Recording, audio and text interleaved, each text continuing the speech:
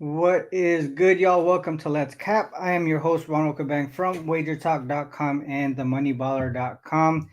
Got a full 5 game slate in the W today, and then we'll go over some MLB as well. Starting a little bit early just because uh, just because of the big slate in the W. I want to get through most, if not all of those games, and then a good chunk of MLB as well with Munaf coming on later on, and he has a hard stop at noon. So I want to make sure we get enough games in to cap in the MLB. Yesterday 0-1 in the W, but 3-0 in the MLB. So things, obviously profit is profit, so I'll take it.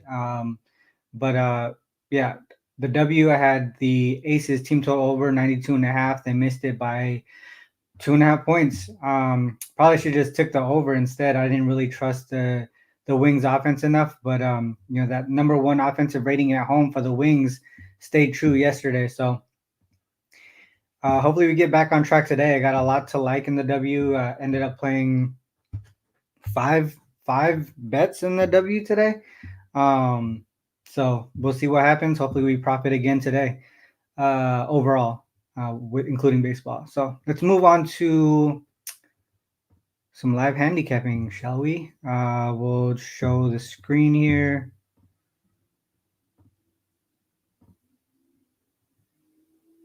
First game up. Hold on, let me post a message here.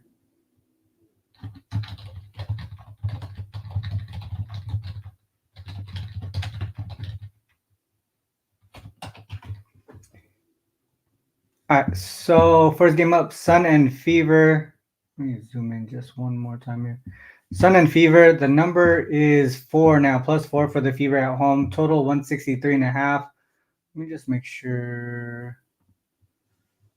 that total is still true. 164.5, 165. So going up at some places, that makes sense to me. All right, so if we go through, we have some baller systems here on both teams, so that kind of cancels each other out. There is an under baller system here. Fever with a double-digit in-season revenge in play. Schedule-wise, we have the Sun. They had some extra rest coming off of that game against the Liberty. The Fever here, they are coming off of that win against Atlanta. I mean, they were actually dominating that game, then let up in the last quarter there. They do have Chicago on deck, and that's a rivalry in itself. And then Connecticut, the Sun, they have Washington in a few days, so not much of a look ahead there. From a historical matchup perspective, they already faced each other 3 times. You can see here the Sun offensively kind of dominating in that matchup. So 89 points here, 88 and 92. Overall, going the total 2-1 to the over. And then you can see the Sun here winning every matchup by at least 4 points, which is close to where the line is at right now. All right, so if we go to the stats, let's just pull up. We'll pull up some comparisons real quick. So if you look at the full season for the Sun here, you can see the pace at 12, right? Dead last in pace on the season.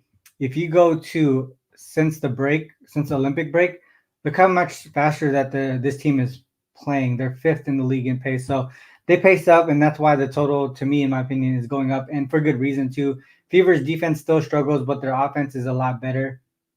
You can see the Sun getting up to the free throw line at a very high rate here, and the Fever sending teams over to the free throw line at a high rate. And you can see the forced turnover rate, taking care of the ball, turnover force rate, number 1 in the league there, which is why they're number 1 in points off turnovers, and also that pace of play with Marina Mabry in that lineup.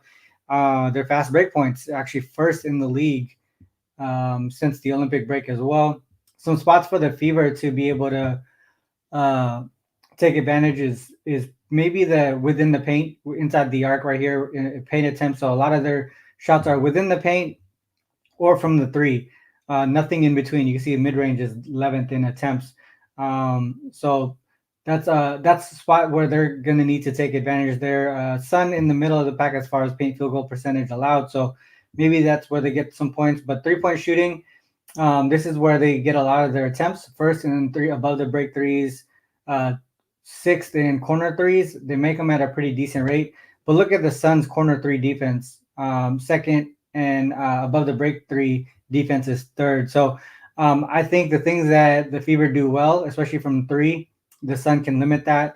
I think the only spot the Fever can take probably score would be within the paint, but I mean they that the Sun defense has been a little bit different in the second part of the season. So you can see here, they're typically like top two on the top two prior to the break.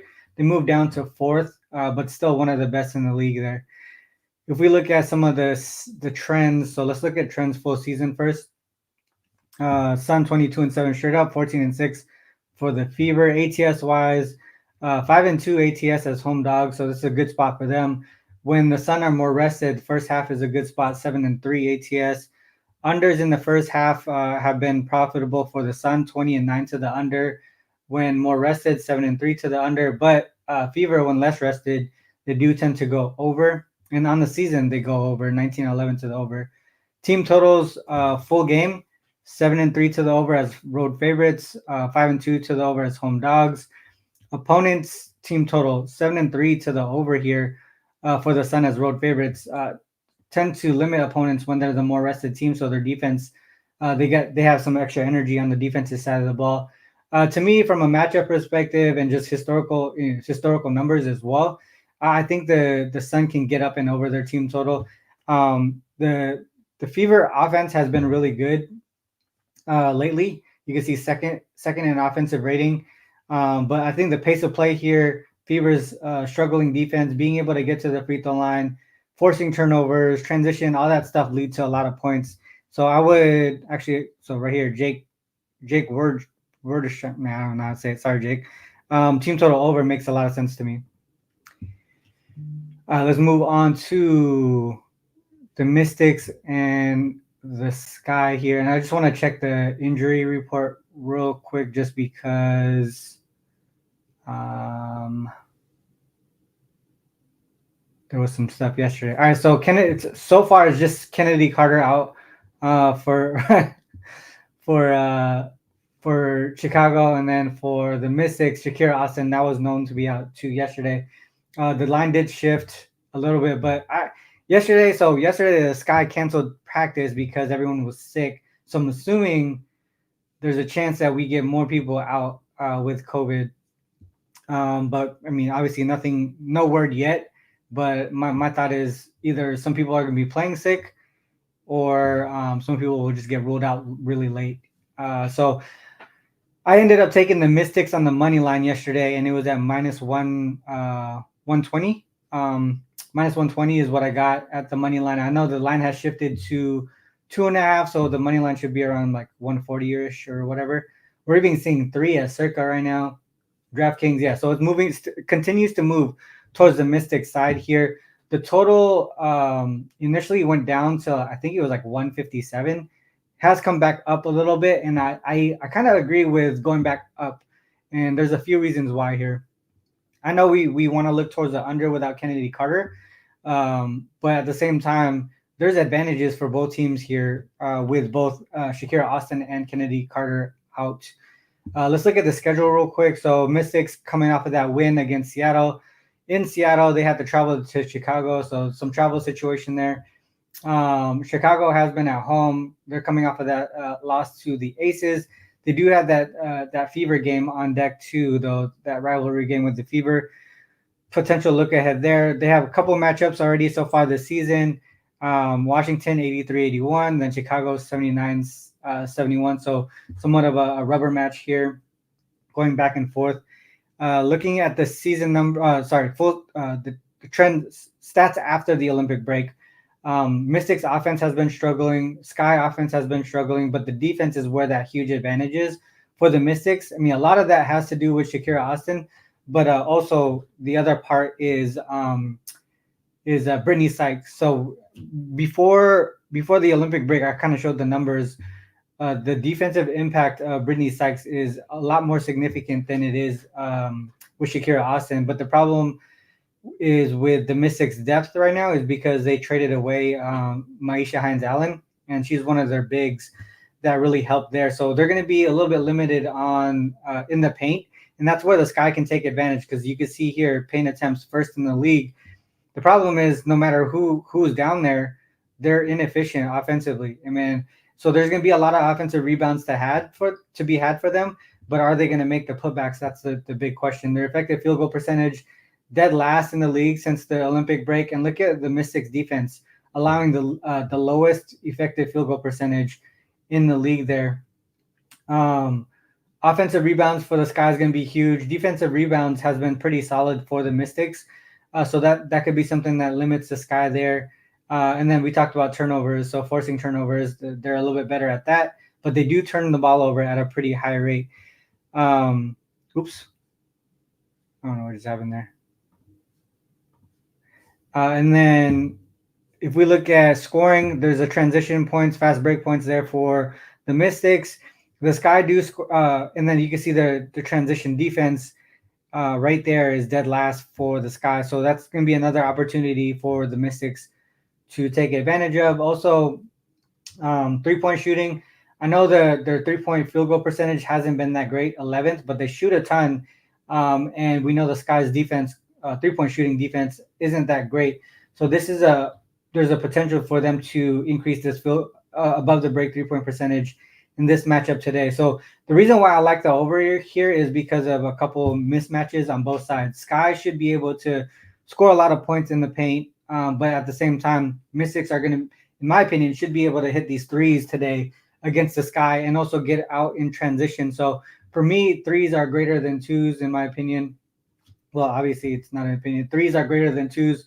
And if they're able to make these threes, they should be able to win in this spot here. So let's go to some of the trends.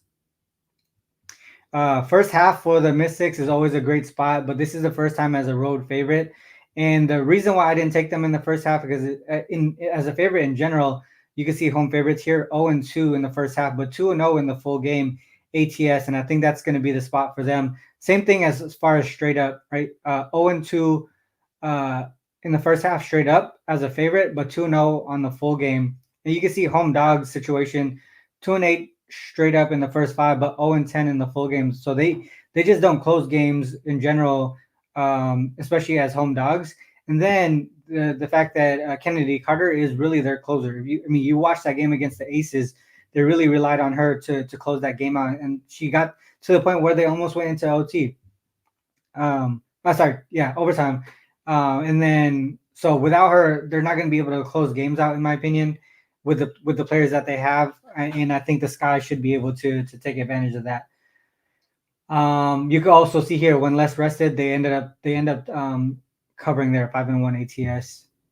From a total perspective, a lot of these numbers are going to be a little bit off just because of Kennedy Carter and Shakira Austin. But from the ATS perspective, I think the Mystics are a little bit more deeper. I think their defense is a lot more solid, and I trust them a little bit more. So I would look towards the Mystics side. Like I said earlier, I did take the Mystics on the money line, but that's going to be a little bit juiced right now, probably minus 140 or so.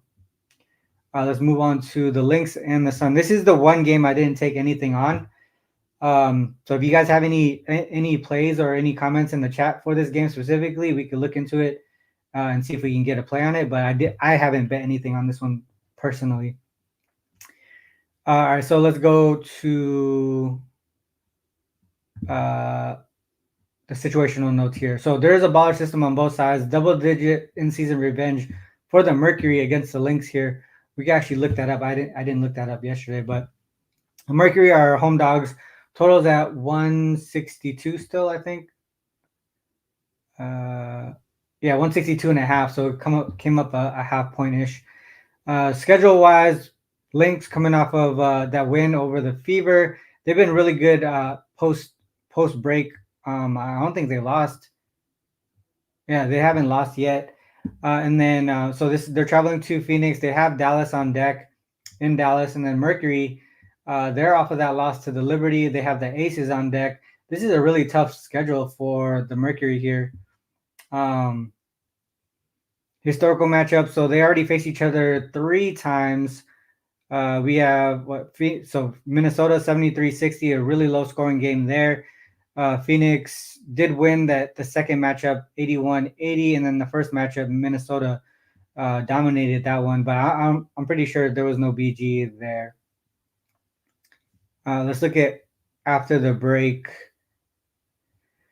You can see the Lynx first in offensive rating, third in defensive rating. That depth of the Lynx team is really good. And they picked up Maisha Hines Allen too to shore up that bench and that rotation. So they're definitely championship material in my opinion.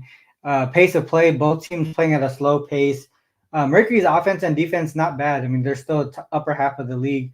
Look at effective field goal percentage for both teams here, both in the top of the league. Effective field goal percentage 44.46 allowed for Mercury, so pretty solid defensively. The only thing is they don't force turnovers. There. Dead last in turnover rate forced since the Olympic break. And let's look at offensive rebounds and defensive rebounds. So rebounding advantage definitely to the Lynx side. Points per game definitely to the Lynx. Defensive points per game allowed, both doing really solid there. It has a lot to do with their defense and also their pace of play as well. Let's look at scoring within the paint. This is going to be where the Mercury can have an advantage. Third in field goal percentage, paint field goal percentage, while the Lynx are 10th in paint field goal percentage allowed. The thing is, the Mercury they don't shoot a lot of points in paint attempts, and then the Lynx allow the second least amount since the break too. I think 3-point shooting is going to be huge in this game. You can see corner 3 attempts, third and fourth there. The Lynx shooting at a really high rate, first right there. Corner 3s and above the break 3s. Let's look at the trends. So straight up 23-8 compared to 16-5. I mean, a lot of those are without BG. If we look at some of the ATS numbers, Lynx as road favorites, just 4-2 ATS. Look at the Mercury as home dog, 6-1 in the first 5, 5-2 on the full game. But you can see when more rested or less rested, the Mercury 3-6, more rested, 4-2 for the Lynx ATS. Over unders, when more rested, overs for the Lynx here. Under in the first half for the Mercury, 5-2 to the under as home dog specifically. All right. Team totals overs for the Lynx here, 4-2 to the over as road favorites, 5-1 on the full game when more rested, 5-2 as home dogs to the over. Opponents, so they show up defensively in the first half as road favorites, 5-1 to the under for opponent team total. You can see Mercury giving up a lot of points when less rested. So maybe based off of trends and some of the stats here, it seems like a Lynx team total over would be a solid look. Lynx team total over. So whether they cover or not, I think just focusing in on points for them, that would be, I wonder what the Lynx team total is.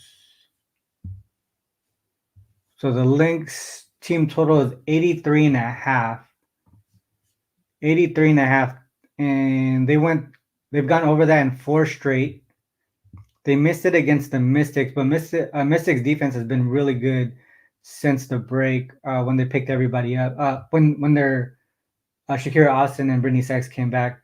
And then Mercury gave up 84 to the Liberty. They gave up 80 and 72. Chicago 68. Fever. All right, so 73. No, I don't think. Maybe I can't get to the window with that team total over. I think it has to do with pace of play.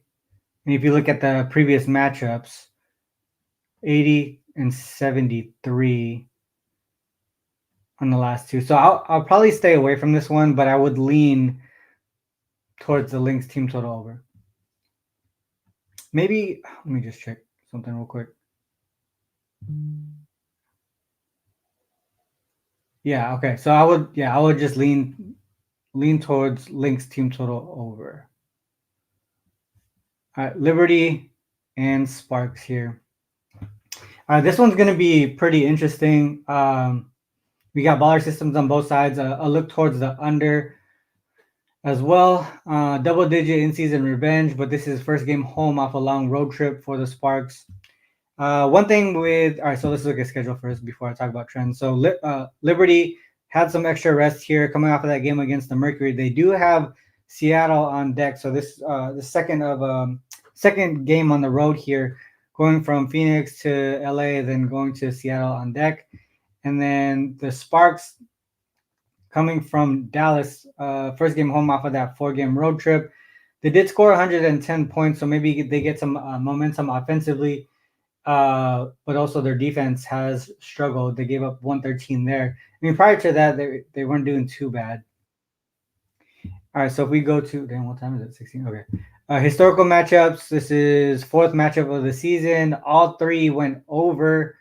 And then the Sparks covered in 2 of them. They definitely got dominated here in that first game back from the Olympic break, 103 to 68.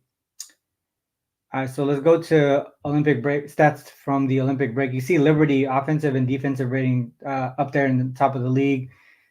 Turnovers, both teams turning the ball over at a higher rate, but turnover rate forced definitely on the Liberty side. Sparks have been getting to the free throw line. The Liberty not so much, but if you look at effective field goal percentage, advantage towards the Liberty side for both of those.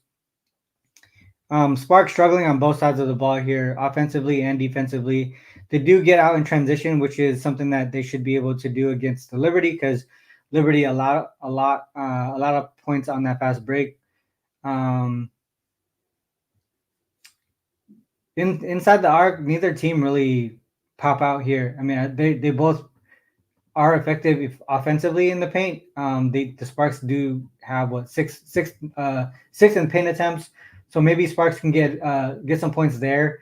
3-point shooting definitely to the Liberty side, and their 3-point shooting for the Sparks not that great. But one thing I do want to mention real quick is the sandwich spot between the Liberty and the Storm here the Mercury and the Storm here.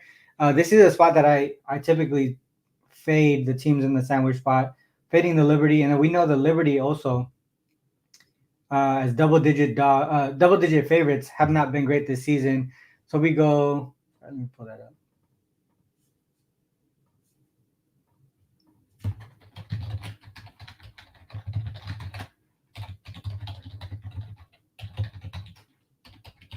All right, so Liberty as double-digit favorites this season, just 2-12 ATS, and then if we go to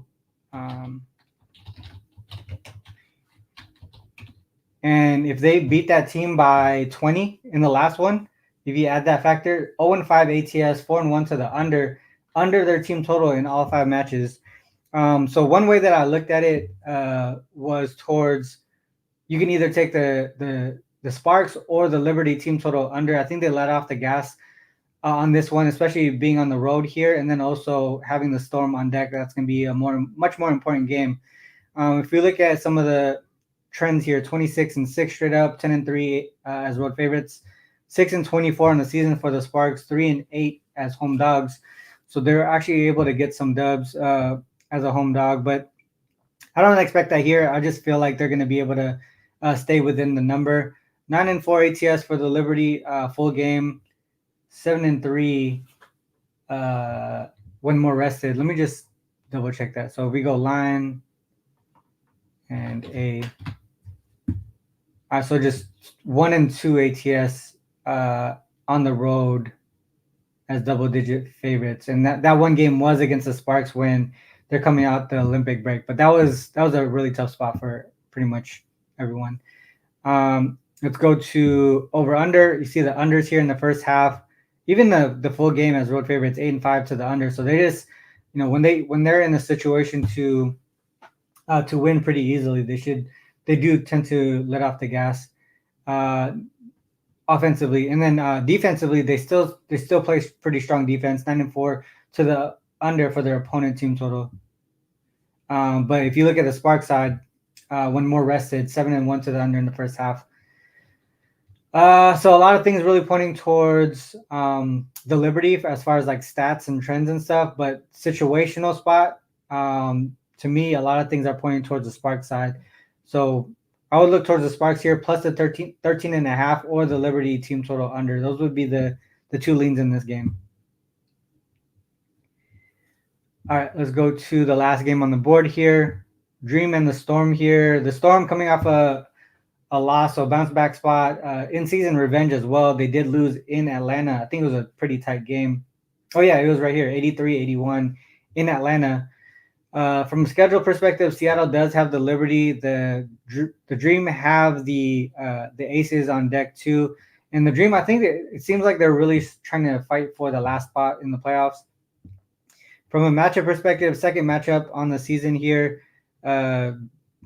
Dream came to Seattle, only scored 70 points. If we look at the break, stats since the break here, offense for the Storm, not that great. ATS-wise, not great either. Defense, pretty solid. They are playing at a fast pace, but the Dream slower pace here. A lot of red on the Storm side for 4 factors. And then Dream kind of doing pretty well for the most part since the Olympic break. Free throw line, rebounds, turnover rate. They're taking care of the ball a lot better with Canada back in the lineup. Scoring, you can see here both towards the bottom of the league in points per game. I do think that this is more of an under game, even with the Storm pace. Inside the arc here, both defending within the paint pretty solid. 3-point shooting advantage towards the Dream side. Not super efficient from above the break 3, but Storm defense has been terrible. But they've been playing against. So they played against Washington twice. So 3-point shooting, and then Indiana. So a lot of 3-point shooting teams that they just faced here. Let's go to the trends. Where the fuck? I'm getting confused with all the filters again. There you go. All right, so full season trends. ATS Dream for the Road Dog. That's their spot there. But home favorites, the Storm tend to win 12-2, 11-3. 9-5 ATS as home favorites there. You can see over unders. Unders for the Dream in the first half as Road Dogs, 7-0-1 to the under. First half in general for the Storm, 20-9 to the under. More unders for both teams here. 8-0 to the under in the first half for their opponents, so their defense shows up as Road Dogs. 6-2 on the full game, and then Storm 10-4 to the under on the full game for their opponent team total under. One thing I do want to mention is the Storm here, and previous game is a home loss, and then they're at home again. They tend to bounce back pretty strong here and play solid defense. So only 2 instances this season so far this season. They covered both pretty easily and limited their opponents. Lynx team total under, Sky team total under. So 2 ways that I would look at this one would be the Storm or the Dream team total under, or the under in general. So those, I guess, 3 ways to look at it.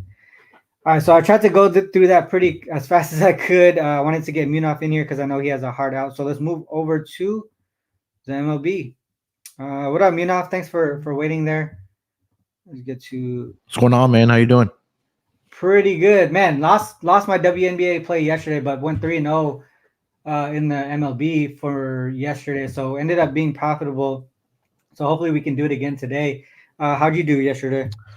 Yesterday was okay. I had the Brewers on the money line. They gave up a 2-run home run, I think, on the 7th inning. The Giants got the victory 5-4, but you and I talked about that first 5 team total over for the Brewers. Yeah. That one got there, and then I took the first 5 over in the Red Sox and the Jays game. That one got there, luckily in the bottom of the 5th, thanks to the Red Sox, though. So 2-1 yesterday, but hopefully I can give at least a top winner today. Yeah, so that Brewers one, the one that I ended up playing was the team total over 1.5. So that one got there. I was gonna get there with the full game, but I already had some other plays. I don't typically try to do too many MLB plays, so I tried to pick which one was better for me, and I ended up luckily picked the right one there. But yeah, that was a tough L on the full game. The other 2 that I did was I ended up doing the Padres run line, and mainly because of the rating system had it as a really solid play. And then I think I did it was another run line that ended up cashing. I already forgot which one it was, but and both of those were kind of just tailing the rating system. But Yeah. yeah, let's see if we can get some plays today. There's one game right here, this Dodgers O's game that had a solid rating as well. This is one that I ended up betting too. So Orioles, I want to go to that one first because since I have a Yeah. bet on it. Orioles, Dodgers here, pretty even. I think it's at -110. I actually got it at a better number than this. Total's at 8.5. We got Burns versus Walker, and you can see here Orioles. The rating system really likes the Orioles here with a +6. From a schedule perspective, yesterday 3-2 for the Orioles. Last 5 starts, Burns been getting lit up here, which is really, I mean, the big reason why I think a lot of people are probably going to fade him. Hmm. But if you look towards Walker Bueller, he's also had some struggles. Obviously, had a a start here where he gave up 1 earned run, but they scored 4 on him. So it's not like he's doing much better either, and he's not even lasting long um, there. And then he has control issues as well. If we look towards the full season stats, all right, sorry. Oh yeah, sorry. They switched. We switched over the stats and the trends here, so we gotta do a little bit of a different order. So if we go to the trends here, full season, 17-7-2, first five, 17-9 in the full game. Walker Bueller on the opposite side in the first five, 3-7. Over under, so overs for Burns here overall. First time as a road, well, not necessarily road dog. Earlier it was a road dog. Splits on the season, first five for the Orioles been strong, 53, 32, and 11. But the Dodgers have been pretty good too, especially as home favorites here, 30, 13, and 2. Full season, 29. Full game as home favorites, 29 and 16. But road dog situation, the Orioles pretty good. 6, 3, and 2, and then 8 and 3. Overs for the Orioles right there. First five and full game is even as road dogs, and then first five overs, 23, 18, and 3 for the home favorite, 27 and 18. Full game, let's look at last 30. All right, so trends here. 0-2 in the first five for Bueller. Overs for both of these starters. Overs in general for both of these teams. Dodgers versus right-handed pitchers last 30 days. First five, 16-4-1, 13-7-1 on the full game. Home favorites, 6-1-1 to the over, 6-2 to the over. Strongest home favorites versus right-handed pitchers last 30 days, 6-1-1, 6-2. Let's go to the stats here. So matchup and splits. This is last 30. Damn, something happened. Some things are messing me up right now since they made the change. All right, so last 30 days here for matchup. I don't think this is changing. Damn. All right, so something happened with the stats here. So this is still full season stats. So we can still kind of go over it, but for the most part, I think that both offenses have been pretty solid. If you look towards the schedule here, the Orioles have been a little bit more consistent than the Dodgers. The last, I guess, few starts here, but actually no, the Dodgers have been pretty good. So you can see here 8-7, 8-6. So both pretty consistent as far as putting up runs. But the matchup rating system is pointing towards the Orioles, and it kind of just went that way. What are your thoughts on this one, Munaf? Yeah, I mean, you mentioned the Corbin Burns recent struggles, RC, but I mean, you take a look at his road starts this season for the Orioles. Orioles are 9-3 straight up in those 12 starts that he's made, 75% winning rate.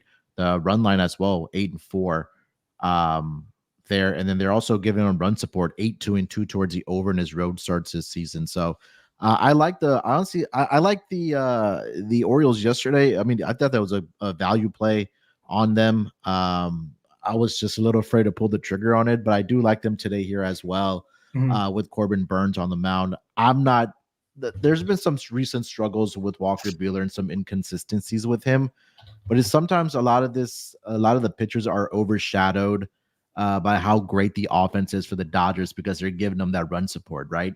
Yeah. So I say all that to either look at the Orioles full game money line and then Orioles first 5 team total over as well. Mm. Oh yeah, first 5 team total over looks pretty solid. Look at that. Yeah. All right, so I took the full game money line. So Corbin Burns on the road, 9-3, straight up full game, 9-1, first 5.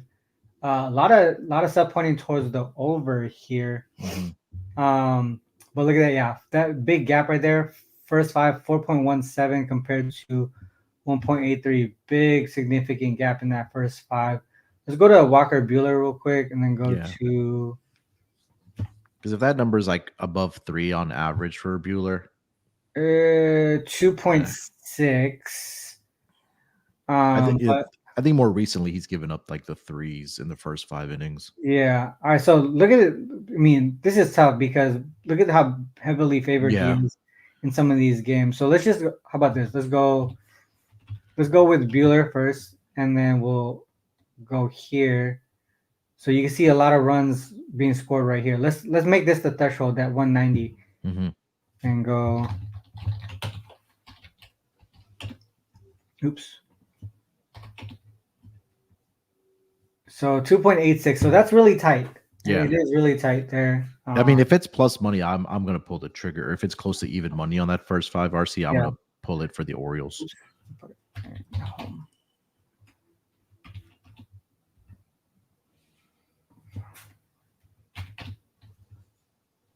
Fuck. Minus 190. So he did give 3 each on these 2 right here at home. He didn't even make it to the 5th inning in those games. I mean, but what about the just first 5 money line? Because I see what's the name here, Vincent right here, Orioles money line first 5 and full game. I mean, that seems like the way to go here. Because even if they don't get it, you think we see some positive regression from Corbin Burns here? Corbin Burns. Yeah, the first 5 money lines around minus 115, and then that first 5 team total over 2.5 is at plus 115 as well. So if you want to trim it down to that first 5 innings, maybe split a unit there. Hopefully they're up like 3-1 at the end of 5 innings, so you can catch both bets. But I like the angles every sorts of ways for the Orioles, whether it's first 5 money line, full game money line, or team total. Gotcha. All right. Oh man, this is gonna mess me up. So we made some changes this morning to the layout, and it kind of messed up the filtering. So we'll see if we can get through it today without it. So we'll just do a little bit more SDQL than normal. All right. So I like I said, I took the Orioles here on the money line full game, but I mean the first 5 actually seems like a good spot too. Let's move on to the next game. Actually, there's a question here. Oh no, so Brewers team total over. I like it. From yesterday, yeah. Yeah. All right, so next game here. Angels Tigers. Could Mark have picked a worse game? Hey man! So this is a game that I cashed yesterday. The second game that I cashed yesterday was the Tigers on the run line. There you go. Hey man, where there's money to be found, no matter exactly. how good or bad the game is. Yeah, exactly. So that was the other. So that's my 3-0 right there. That was my third game. All right, so Tigers, Canning and Englert. Man, this guy. All right, so random story. I got a whole bunch of baseball autographs of this guy, and it pisses me off because every time I open these cards and then his name pops up, it just pisses me off. But this was like a couple years ago. All right, so. Mason Englert. So Tigers won yesterday 6-2. Canning last 5 starts here. Struggled in his last 3 of his last 4 starts here, and he's giving up home runs at a pretty high rate. Some control issues, but the last 2 did pretty good. Only lasted a 4 1/3 in his last start. Englert, I guess, no starts. Is he? Maybe this one. He's probably been coming out of the bullpen for them to get a start here. Yeah, so all these are bullpens. So let's go to the trends here for full season. Yeah, he's been coming out of the bullpen, All right, so but he Trent's hasn't full pitched since season. June 24th, if I'm not mistaken. Oh dang. So is he going to be Yeah. opening? I wonder if he's going to be opening or not. Let me see if I can find some notes on it, but All right, let's see. let's look at that. All right, so splits for Canning here. Road dog situation, not good. Just on the road in general, just 1-9. So we'll look at some of those numbers, and then first five, 2-8 in the first five. If we look at the splits versus right-handed pitchers, first five not great for the Angels here. 31, 63, and 11, 16, 28, and 1 as road dogs. Totals, nothing really significant on either side that pop up. And if we go to the last 30 here, let me just last 30. All right, so the shout out to Zach because he just fixed the trends and stats for the last 30 or on the spot here. All right, so splits by 30. So 3-1 in the first five. You can see overs here for Canning. Angels versus right-handed pitchers really struggling the last 30 days. 3-11-2 first five, 3-13 full game. Road dog situation 2-6 and then 1-7. You can see home favorites. Tigers doing a good job there. As favorites in general, 6-0 straight up, and then unders overall for the last 30 days versus right-handed pitchers for both. And if we look at the stats for last 30 days, offense is kind of struggling for both sides, but slight edge to the Tigers here.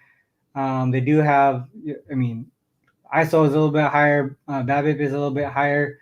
Angels striking out at a much higher rate here. Barrel rate, hard hit rate a little bit lower. So definitely a slight edge to the Tigers offensively. Starts, some positive regression here for Canning, 5.72 ERA, 4.1 FIP and XFIP. Really hard to gauge Engler with his numbers just because of how limited data we have on him. Yeah. Bullpen numbers, pretty, I mean, I would think pretty even, but the Angels do give up home runs at a little bit of a higher rate there. Yeah, to me it seems a little bit pretty even. The Tigers not a strikeout bullpen. This one's kind of tough here. I mean, I would think maybe an under type look. Just looking at this right here, either under or just take the or go with the trends and say Tigers here, home favorites versus road dog situation. But this was definitely one I would normally just stay away from. What's the total at? 9? Well, 9 says someone's gonna get lit up. Yeah, so for Englert here, RC, he got called up for the minors. He was recovering from an elbow injury, so I wouldn't expect him to be out there very long. Maybe 1 inning, maybe 2 innings. So you probably want to handicap the bullpens here. Gotcha. Yeah. So handicapping the bullpens, you would see. I mean, they're both pretty decent. Jerry's saying he's the opening for Maeda, so if it's Maeda, I'm taking the over. Gotcha. It's Maeda. Okay. You're looking towards the over. Would you do a team total over? Yeah, I would probably do. I mean, Maeda's been terrible, man. I feel like it's either full game over or Tigers team total over. That Angels bullpen hasn't been very good either. Yeah. You mentioned the numbers for Griffin Canning. His 11 road starts this season. RC, they're 1-10 straight up. Gotcha. Let's go. Let's look at that real quick. Sorry.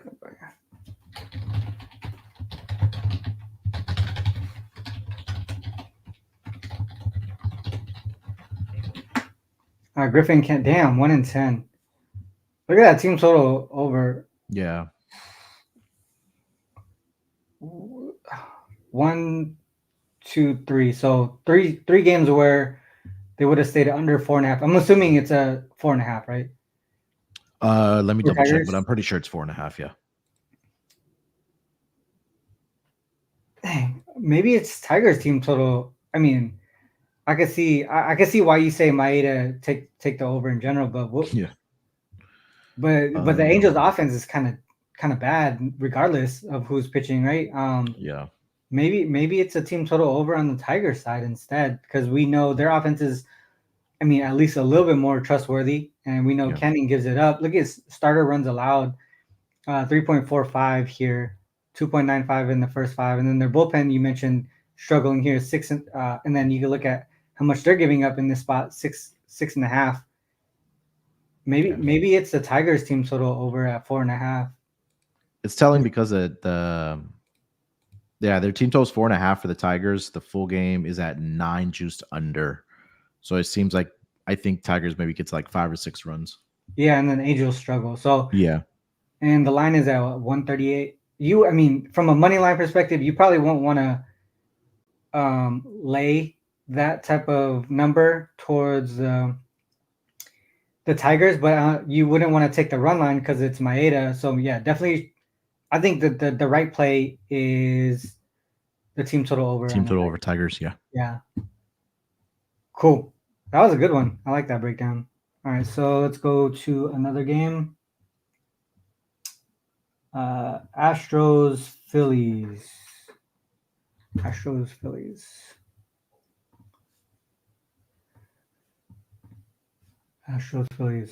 We good on time? You know, if you yeah. I wanted to get to this game here because I'm leaning towards the Astros.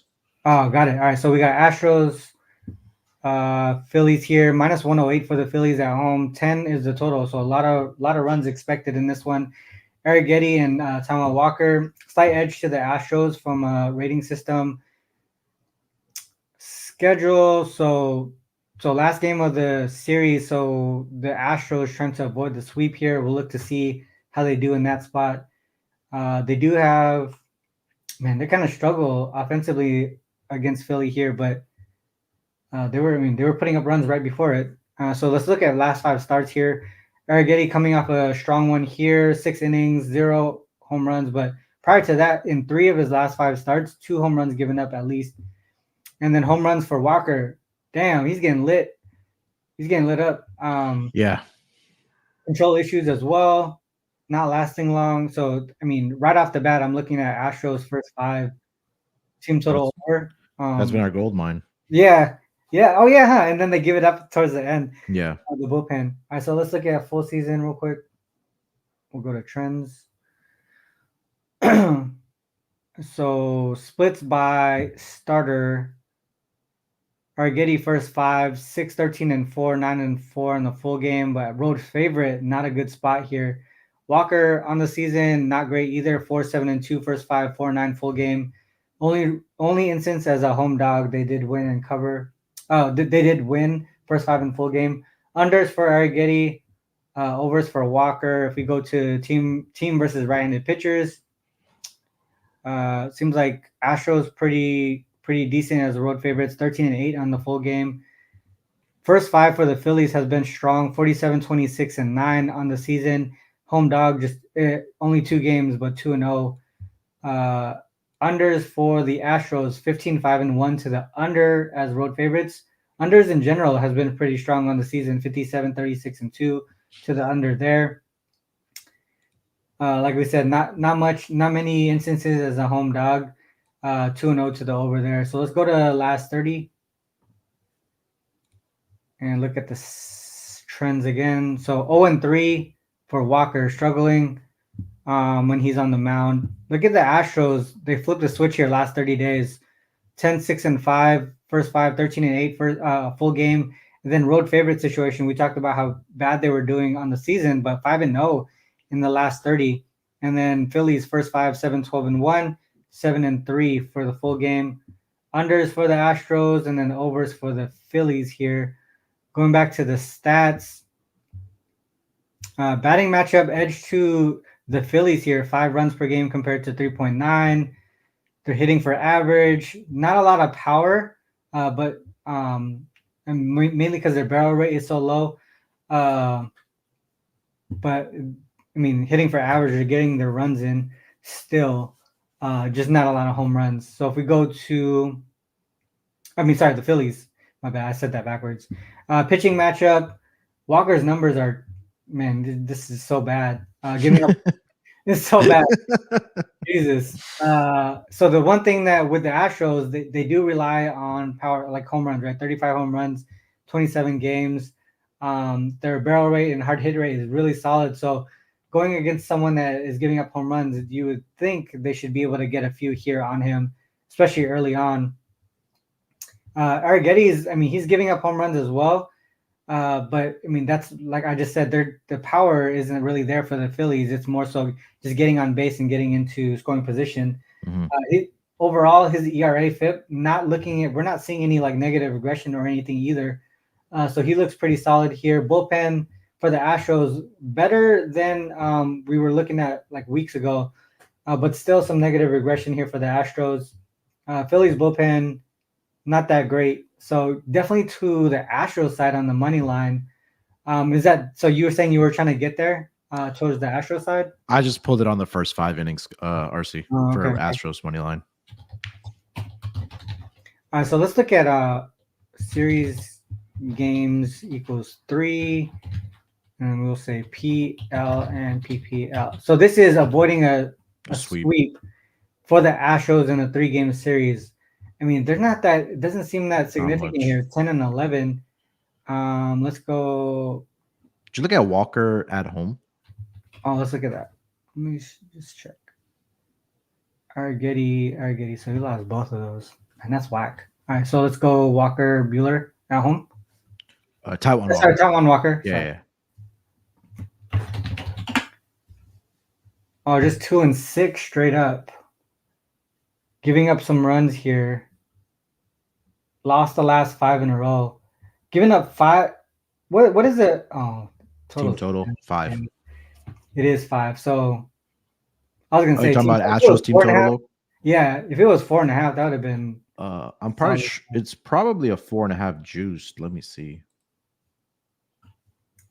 Let's see. Yeah, it's minus 150.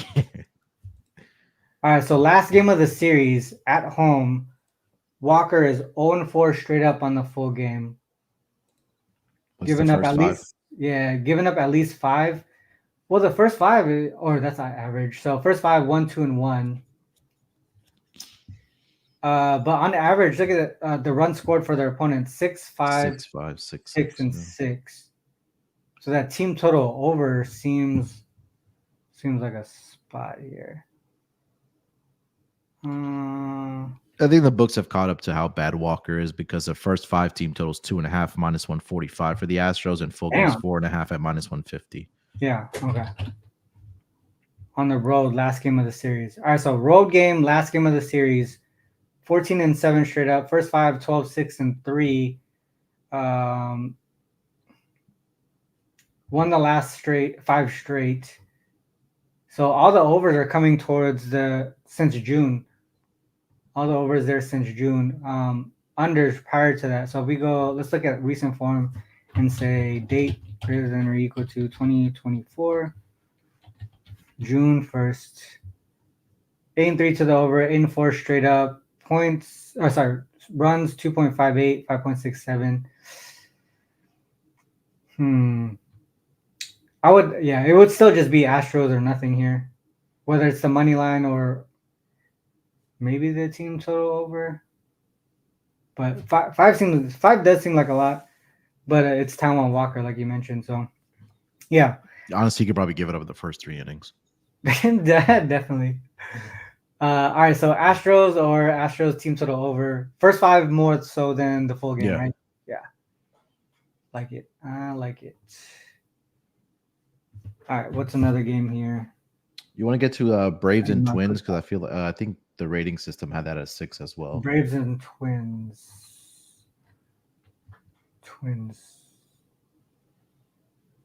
Oh yeah, it is a 6. Okay, Braves and Twins. So Braves here, plus 120 for the Twins at home. So home dogs. Sale versus Festa, huge rating advantage for the Braves. Under baller system, so maybe Twins team total under. Schedule 8 and 10 for the Braves. 6 Minnesota scored 6 twice, so overs in the series so far. Sale last 5 starts, really strong here. Hasn't given up home runs. Gets pretty far into the game. If you look at Festa, I mean, he's not bad either. Has given up a couple home runs. Only 3 2/3 though. So he doesn't get that deep into the games here. If we go to full season trends, Festa 2-4-1 first 5, 3-4 full game. Good numbers here for Sale. 17-5-2 first 5 and 17-7 on the full game. Unders for Festa. Splits versus right-handed pitchers for the Braves. Nothing really significant that pops out. Twins versus left-handed pitchers on the full season. Pretty decent in the first 5, 20-15-3. Overs here 24-12-2. First 5, 22-14-2 full game. But unders for the Braves on their side.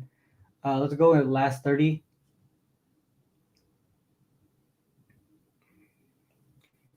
All right, so last 30, Chris Sale, 4-1 straight up, 3-0 as road favorites. All unders for Festa, 5-0 to the under, first 5, 4-0-1 to the under on the full game. Struggling in the last 30 days versus left-handed pitchers there. Solid for the Braves versus right-handed pitchers as road favorites, and then a little slightly into the over.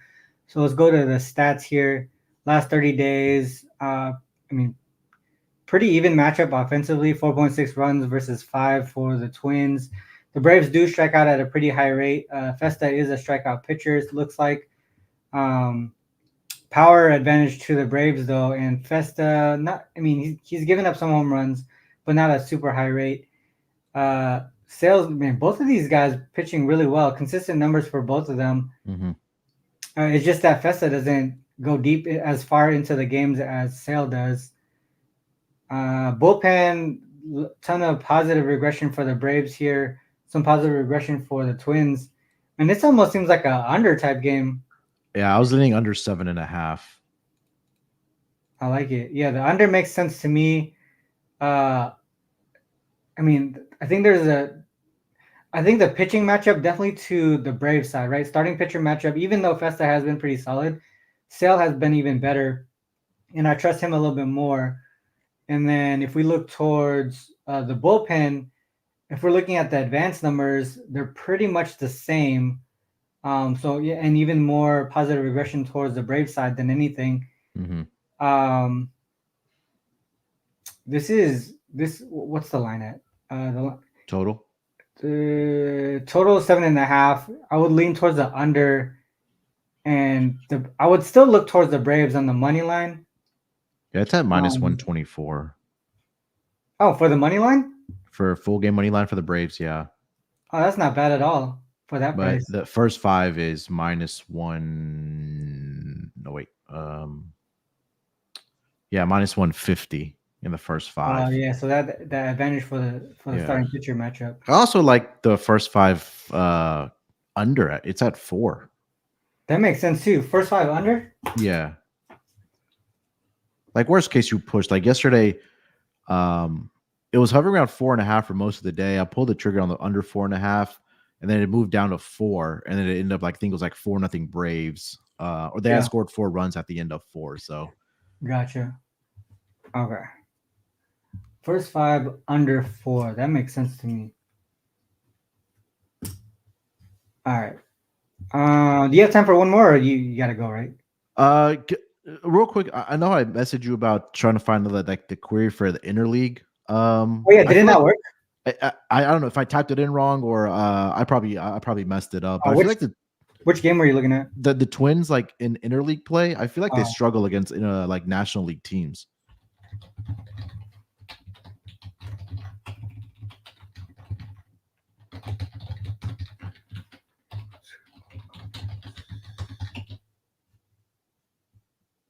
Oh, maybe it's league. There you go. Yeah. There you go. So it's league, not conference. Okay. That's my fault. So straight up 16 and 23. Overs 24 and 15 though to the over. And that's that's interleague play. Home. Yeah. I'm just curious. 6 and 10 full game. Slightly into the over still. Yeah. But first 5 is towards the under. Yeah. 9 and 7 to the under. Let's go home dog. 3 and 4, and nothing super significant. But this is averaging under 4 runs in the first 5. Definitely more towards the under. Yeah, I'm gonna take On that average, first 5 under first 5 under. 4. All right. Dope. Okay, yeah. So it's Cool. league, not conference. So if you want to look up interleague play, Yeah. that's the way it is. I got one time for one more if you want to do it. Okay. Well, let's see if anyone put a game down. We did. Did we do Astros Phillies? Yeah, we did it Okay. with Yeah, Taiwan that's Walker. actually no other games. So let's just go. I don't want to rush you. So let's move to. What the fuck? Real quick before we go to top looks, moneyballer.com, the site we used today, and you saw how quick we made the change. We made an update today, kind of fucked everything up during the show. But I hit up Zach, our CEO that does all the technical side. He fixed CEO. it. He fixed it real quick. I mean, that just goes to show when you guys want something on the site, we'll try to do as much as possible to fix it. Munaf, you were part of the beta process and gave a lot of input that we ended up putting into the site as well. Yep. Not only you, but like Ski, Chris, all these other guys who do other sports as well. We're really trying to make it the best spot to handicap games. And I talked to you earlier too. We're really close to getting more data for baseball. So adding the filters for left versus right, home versus road, Yeah. stuff like that on the stats and trend stuff. So real close there. But yeah, if you guys like what you saw today and how we use the site, check it out, themoneyballer.com. Also, the Discord is free, themoneyballer.com/Discord. And it's, let me actually show my screen one more time because it's right down here towards the bottom. Man, you can't even see it. Fuck. It's towards the bottom of the screen. It just says Discord. You just click on it and it takes you directly there. Yeah, it's there. Yeah, and then but yeah, that's it for, I mean, the moneyballer.com. Just check it out if you like, especially if you like what you see and hear on the show, because that's what we use to handicap the games. All right, let's go to top looks. All right, let's go with you first, Munaf.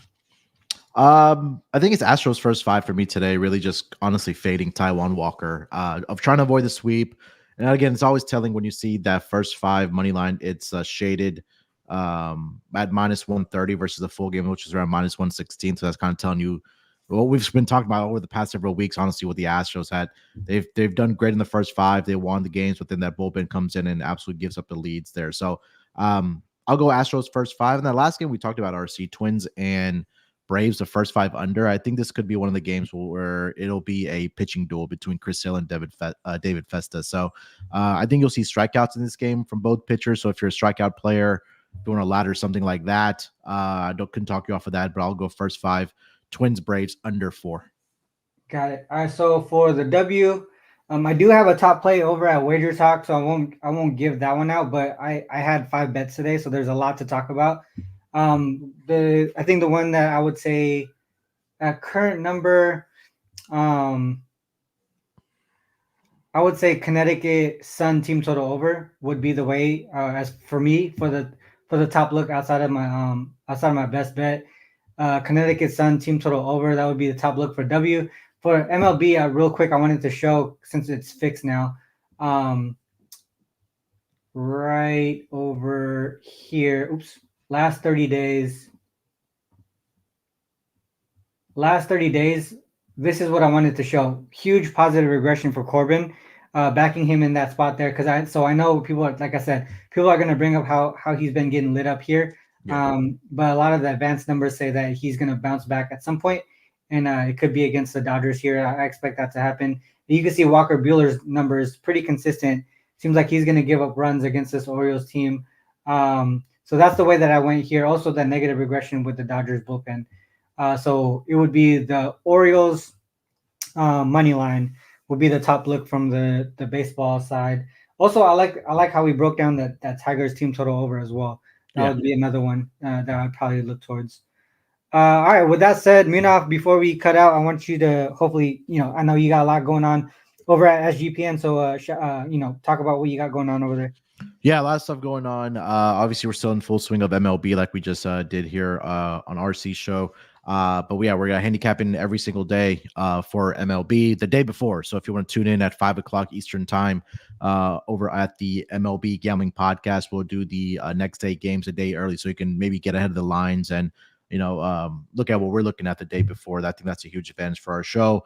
Also, the Propcast with Chris is a player prop specific show. We're going through the divisions for the NFL. We finished the 7th of the 8th one. We have one more left on Thursday, and before we know it, the season's going to be here. And obviously, NBA around the corner. I know Scott and Terrell have been crushing it with WNBA as well. Yeah, So just I was just gonna mention. look for NBA Gambling Podcast on YouTube.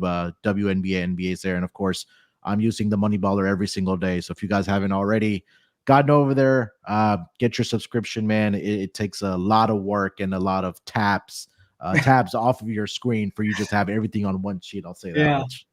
love it. Yeah, I know all the. I mean, we partner with you guys. First team, first place to partner with us is SGPN. So I really appreciate you guys giving us a chance, and it's been dope to hear all the numbers and stats that you guys mentioned on the show. And I'm like, I know where they got that from. So it's pretty dope. All right, with that said, that's the end of the show, guys. Make sure you guys hit the like and subscribe button. Share the show with all your friends. If you can, leave a comment after the show, whether it's your top plays, top looks, what looks you learned from the show today. Um, what's good, what's bad about the show, just trying to improve it in general. So if you can leave a comment after the show, that would help a lot. And as always, I have to end the show like this: whether you fade or follow, it's on you to make that call. Good luck with all your actions. Till next time, peace.